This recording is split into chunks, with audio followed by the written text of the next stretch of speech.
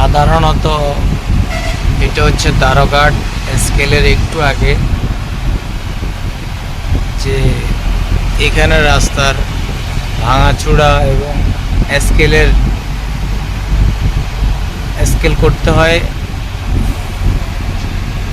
ভাঙাচোরার কারণে গর্তগুলোর ভিতরে ছোলো করে যাইতে যাইতে এইভাবে যানজট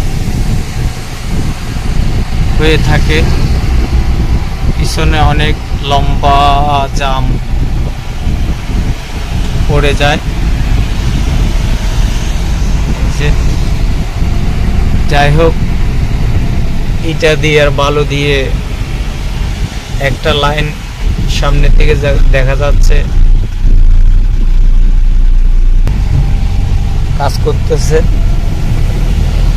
ইটা আর বালু দিয়ে কতক্ষণ এগুলো কি থাকবে?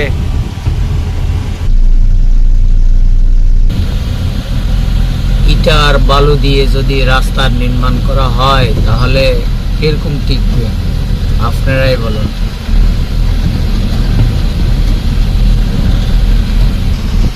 আর এই বিশাল গর্তগুলোর ভিতরে এমনভাবে গাড়ি ঝাঁকি খায়, এটা বলার বাইরে। বিশেষ করে যখন ঝড় বৃষ্টি বেশি থাকে গর্তগুলো বোঝা যায় না। এই না বোঝার কারণে গাড়ির ঝাঁকি খায়, অনেক সময় নাট বল্টও ভেঙে যায়, গাড়ির ক্ষয়ক্ষতি হয়। এটি হচ্ছে দ্বারকারহাট, চট্টগ্রাম।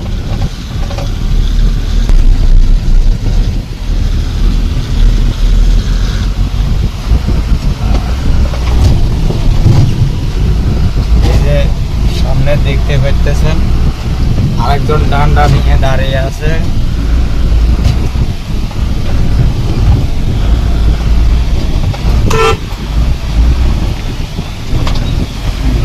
ক্যামেরা ধরে রাখছি এই জন্য আমার দিকে তাকাইতেছে না। ওর কাজ হচ্ছে যেগুলো গাড়ি ওভার এগুলোর স্কেলে ঢুকানো। হ্যাঁ, কিন্তু অনেক সময় জোরপূর্বক ঢুকায় গাড়িগুলো। আমার গাড়িতে হালকা মাল, সেই জন্য আমি এই সাইডে চলে আসলাম।